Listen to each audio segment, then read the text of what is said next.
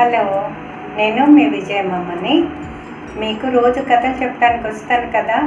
ఈరోజు మీకు నరసింహస్వామి అవతారం.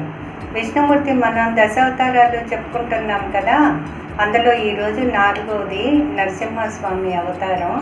అది ఒకరోజు సనందాదులు వాళ్ళు బ్రహ్మపుత్రులు అనమాట. వాళ్ళు బ్రహ్మ 4 ఫేసుల నుంచి 4 చిన్న చిన్న బేబీస్ పుడతారు. వాళ్ళు చాలా జ్ఞానులు, చాలా ఇంటెలిజెంట్ అనమాట. వాళ్ళు ఎప్పుడైనా విష్ణుమూర్తి దగ్గరికి వెళ్ళొచ్చు, వైకుంఠానికి మళ్ళీ రావచ్చు. అట్లాగా వాళ్ళకి వరం ఉంటుంది. అందుకని వాళ్ళు విష్ణుమూర్తిని కలిసేదానికని వైకుంఠానికి వెళ్తారు. వైకుంఠానికి వెళ్తే విష్ణుమూర్తికి ద్వారపాలకులు ఉంటారు, జయ విజయ అని. వాళ్ళిద్దరూ వీళ్ళని అడ్డగిచ్చేస్తారు. ఇప్పుడు విష్ణుమూర్తి ఏకాంతంగా ఉన్నారు, లక్ష్మీదేవి విష్ణుమూర్తి. అందువల్ల మీరు ఇప్పుడు వెళ్ళడానికి లేదు, ఇక్కడే వెయిట్ చేయండి, తర్వాత పంపిస్తాను అంటే, లేదు మేము బ్రహ్మపుత్రులము, మేము ఎప్పుడైనా వెళ్ళొచ్చు విష్ణుమూర్తి దగ్గరికి అంటే కూడా వాళ్ళు ఒప్పుకోరు. మీరు విష్ణుమూర్తిని చూడటానికే కదా వచ్చారు, అలాంటప్పుడు మీరు విష్ణుమూర్తి కంటే గ్రేట్ ఎట్లా అవుతారు? మేము విష్ణుమూర్తికి కాపలా కాసేవాళ్ళం, మేమే గ్రేటు, మీరు కొద్దిసేపు ఇక్కడే ఉండండి అని. అందులో వాళ్ళు ఆ సనందాదులు వాళ్ళ 4 బ్రదర్స్ బట్టలు వేసుకోరు, చిన్న పిల్లల్లాగా ఉంటారనమాట. చిన్న పిల్లలు మాదిరి ఉంటే వాళ్ళు అప్పుడు జై విజయులు ఇంత పెద్దగా ఉంటారు. వాళ్ళు ఎట్లాగా నమ్ముతారు వీళ్ళు గ్రేట్ అంటే? అందుకని ఒప్పుకోరు, లోపలికి పంపిరు. మమ్మల్ని మీరు లోపలికి పంపిరా, అయితే మీరు 7 జన్మలు భూలోకంలో మనుషులై పుట్టి మీరు అన్ని మనుషులు అక్కడ ఉండే బాధలన్నీ అనుభవిస్తూ 7 జన్మలు ఉండండి అని చెప్పి శాపం పెట్టేస్తారు. అప్పుడు ఈ జయ విజయులకి భయం వేసి పరిగెత్తి విష్ణుమూర్తి దగ్గరికి వెళ్ళి విష్ణుమూర్తితో చెప్తారనమాట, మమ్మల్ని ఇట్లా శాపం పెట్టేశారు, మాకు ఏదన్నా చెయ్యండి అంటే, వాళ్ళు చెప్పిన శాపాన్ని నేను తీయలేను, కానీ నేను ఒక ఆప్షన్ ఇస్తాను మీకు. మీరు 3 జన్మలు నాకు శత్రువులుగా ఉండి వైకుంఠానికి వచ్చేస్తారా, లేకపోతే 7 జన్మలు మనుషులుగానే ఉండి మీరు భూలోకంలోనే ఉండిపోతారా అంటే, అయ్యయ్యో 7 జన్మలు మేము ఉండలేము, మేము 3 జన్మలు ఉంటాము, వచ్చేస్తాము అని చెప్పి వాళ్ళు వరం కోరుకుంటారు. వీళ్ళు ఫస్ట్ జన్మలో హిరణ్యాక్షుడు, హిరణ్యకశిపుడు అని 2 బ్రదర్స్గా పుడతారనమాట. వాళ్ళు దితికి పుడతారు. దితికి అందరూ రాక్షసులే పుడతారు, అదితికి అందరూ దేవతలు పుడతారు. దితి కొంచెం కుళ్ళుదనమాట, అందుకని అందరూ రాక్షసులు పుడతారు. ఆమెకి పుడతారు వాళ్ళిద్దరు. ఫస్ట్ హిరణ్యాక్షుణ్ణి వరాహ అవతారంలో విష్ణుమూర్తి చంపేసి వేదాలన్నీ కాపాడుతాడు. మళ్ళీ భూమాతని కాపాడుతాడు. ఇప్పుడు ఇంకా హిరణ్యకశిపుడిని చంపాలి కదా, అందుకని ఈయన హిరణ్యకశిపుడు విష్ణుమూర్తిని ఓడించాలా అని, మా బ్రదర్ని చంపేస్తాడా చూడు, నేను ఏం చేస్తానో, ఇప్పుడు మా బ్రదర్ని అన్యాయంగా చంపేశాడని చెప్పి ఈయన హిరణ్యకశిపుడు చాలా తపస్సు చేస్తాడు. బ్రహ్మ గురించి చాలా తపస్సు చేస్తాడు. తపస్సు చేసిన తర్వాత బ్రహ్మదేవుడు ప్రత్యక్షమయ్యి నీకు ఏం కావాలి అని అడుగుతాడు.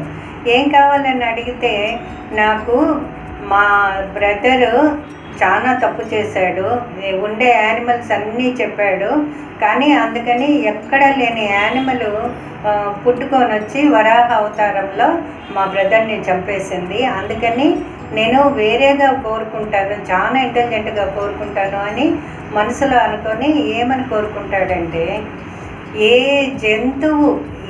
జంతువు పక్షులు ఇప్పుడు పంచభూతాలు అని ఉంటాయి కదా, అగ్ని, నీరు, ఆకాశము, భూమి, ఆకాశం, అవన్నీ అవి పంచభూతాల వల్ల నేను చావకూడదు.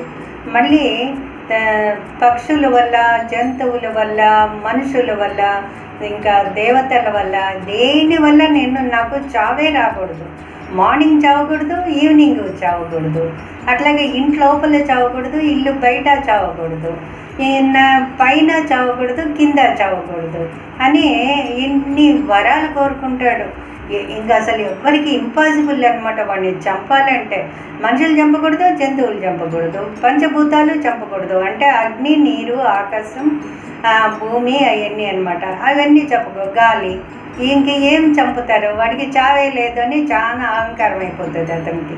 అహంకారం అయిపోయి ఈ తపస్సు ఆయన తపస్సు చేయటానికి ఇంకా విష్ణుమూర్తి అదే తపస్సు చేయాలంటే చాలా కావాలి కదా. అప్పుడు వాళ్ళ భార్య ప్రెగ్నెంట్గా ఉంటుంది అనమాట. ప్రెగ్నెంట్గా ఉంటే ఆమెని వదిలేసి ఈయన తపస్సు చేయటానికి వెళ్ళిపోతాడు. ఈతని తపస్సు చేసే టైంలో ఇంద్రుడు వచ్చి అందరు రాక్షసుల్ని చంపేస్తాడనమాట. ఏమంటే ఇప్పుడైతేనే హిరణ్యకశిపుడు లేడు, ఇప్పుడైతేనే రాక్షసులందరినీ ఈజీగా చంపేయచ్చు, అందుకని వచ్చి అందరినీ చంపేస్తాడు. అప్పుడు హిరణ్యకశిపుడి భార్య లీలావతి, ఆమె ప్రెగ్నెంట్ అనమాట. ప్రెగ్నెంట్ లేడీని ఇంద్రుడు తీసుకొని వెళ్ళిపోతాడు, బంధించి తీసుకెళ్ళిపోతాడు ఆయన ఆశ్రమంలో పెట్టుకోవడానికి. అప్పుడు తీసుకెళ్ళిపోతుంటే నాథుడు వచ్చి, ఎందుకు నువ్వు ఆమెను తీసుకెళ్తున్నావు అంటే, రాక్షసుడికి రాక్షసుడే కదా పుడతాడు, ఈమె ఇప్పుడు ప్రెగ్నెంట్గా ఉంది, ఈమెకి మళ్ళీ ఇంకా పెద్ద రాక్షసుడు పుడతాడు, అంత పెద్ద రాక్షసుడు వాడు ఇంకా ఎంత ఘోరాలు చేస్తాడో, అందుకని ఆమె డెలివరీ అయిన తర్వాత ఆ బేబీని చంపేసి ఆమెని వదిలేస్తాను నేను అంటాడు. అప్పుడు నారదుడు అంటాడు, అయ్యయ్యో నువ్వు ఆమెని ఏమీ చెయ్యొద్దు, ఆమెని నా ఆశ్రమానికి తీసుకెళ్ళిపోయి నేను ఆమెను కాపాడుతూ ఉంటాను, ఆ పుట్టబోయే బిడ్డ చాలా గ్రేట్ బిడ్డ పుడతాడు, అసలు ఎవ్వరు ఏమి చేయలేరు ఆ బిడ్డని, అంత మంచి బిడ్డ పుడతాడు అంటే, సరే అని చెప్పి నారదుడు చెప్తే ఎవరైనా మాట వినాల్సింది, ఏ దేవతలైనా సరే నారదుడు చెప్తాడు. సరే అని చెప్పేసి ఇంద్రుడు లీలావతిని నారదుడికి ఇచ్చేస్తాడు. నారదుడు ఆయన ఆశ్రమానికి తీసుకెళ్ళిపోయి ఆశ్రమంలో అన్నీ చూసుకుంటూ ఉంటాడనమాట ఆమెని జాగ్రత్తగా. ఆమెకి బోరు కొడుతుంది, ఆశ్రమంలో ఉండాలంటే ఎవరికైనా బోరే కదా. అప్పుడు నారదుడిని అడుగుతుంది, నాకు చాలా బోరు కొడుతుంది, మీరు ఎవరైనా ఒక గొప్ప వ్యక్తి గురించి నాకు రోజు కొంచెం కొంచెంగా కథగా చెప్పండి నాకు అని చెప్పి అడుగుతుంది ఆమె. సరే అని అమ్మ, ఒక వ్యక్తి ఉన్నాడు, అన్ని లోకాలకి కలిపి ఒకే వ్యక్తి, ఆయనే విష్ణుమూర్తి, ఆయన చాలా గ్రేటు, ఆయన గురించి నీకు రోజు చెప్తూ ఉంటాను అంటాడు. సరే అని రోజు స్టార్ట్ చేస్తాడు, చెప్తాను అని చెప్పి ఆమె నారదుడు కథ స్టార్ట్ చేస్తాడో లేదో నిద్రపోతుంది కదా. కానీ కడుపులో ఉండే బేబీ ఆ నారదుడు చెప్పే కథలన్నీ వింటూ ఉంటాడనమాట. నారదుడు ఏం చెప్తే అది అంటాడు.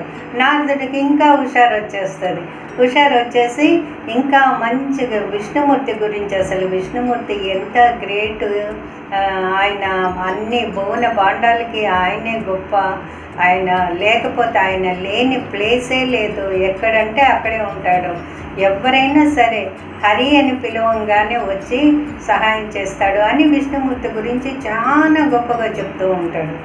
చాలా గొప్ప అంటే ఈయన కడుపులోనే అన్నీ వినేశాడు బాగా, ఇంకా అసలు వేరే ఎవ్వరు చెప్పక్కర్లేదనమాట.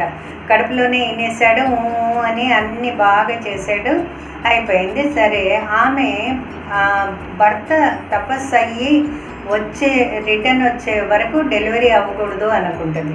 అందుకని ఆయన తపస్సు చేసేదానికి 100 years అవుతుంది. ఈ 100 years నారదుడి దగ్గరే ఉండిపోతుంది కదా ఆమె. ఈ ప్రహ్లాదుడు 100 years నారదుడి కథలన్నీ, విష్ణుమూర్తి కథలన్నీ వింటూనే ఉంటాడు. తర్వాత ఆయన వరాలన్నీ తీసుకొని రిటర్న్ వచ్చేటప్పుడు ఈమెని లీలావతిని తీసుకొని వాళ్ళ రాజ్యానికి వెళ్ళిపోతాడు. అప్పుడు ఆమె డెలివరీ అవుతుంది. డెలివరీతో బాయ్ పుడతాడు. ఆ బాయ్కి ప్రహ్లాదుడు అనే పేరు పెడతారనమాట.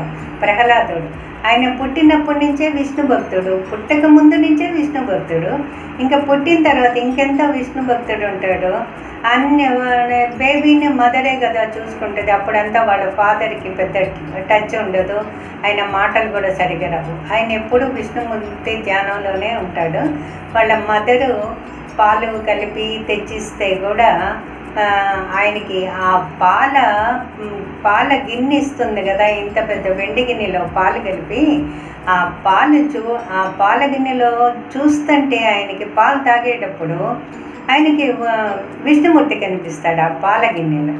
ఆ పాల గిన్నెలో ఎంత ఆ విష్ణుమూర్తి కనిపించగానే ప్రహ్లాదుడు పాట పాడతాడనమాట. ఏమని? పాలకడలిపై శేషతల్పమున పవళించేవా దేవా, బాలుని నన్ను దయ పాలించుటకై కనిపించావా మహానుభావా,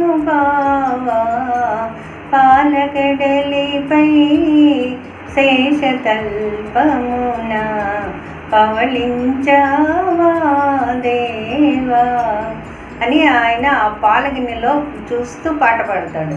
వాళ్ళ అమ్మకి ఆశ్చర్యం అయిపోతుంది. ఏంటిరా, అసలు నేను ఏమీ చెప్పలేదు, నేను అసలు పాడనే లేదు, మన ప్యాలెస్లో కూడా ఎవ్వరు హరి గురించే చెప్పటం లేదు, అలాంటిది ఈ చిన్న బేబీ పాలు తేంగానే ఇంత మంచి పాట పాడుతున్నాడు అని ఆమెకి ఒక పక్కన భయం. హస్బెండ్ వింటే ఎక్కడ బేబీని తంతాడో అని భయం, ఒక పక్కన సంతోషం ఆమెకి, ఇంత చిన్న బిడ్డ హరి గురించి ఎంత బాగా పాడుతున్నాడు అని. అట్లా రెండు విధాలుగా ఉంటుందన్నమాట. హిరణ్యకశిపుడికి ఇంకా తెలీదు కొడుకు హరిభక్తుడు అని. మీకు ఈ కథ నచ్చిందా? మిగతా కథ నేను రేపు చెప్తాను. మీకు ఈ కథ నచ్చితే యూట్యూబ్లో లైక్ చేయండి. హాయ్, హలో, నేను మీ విజయమ్మ. బాయ్.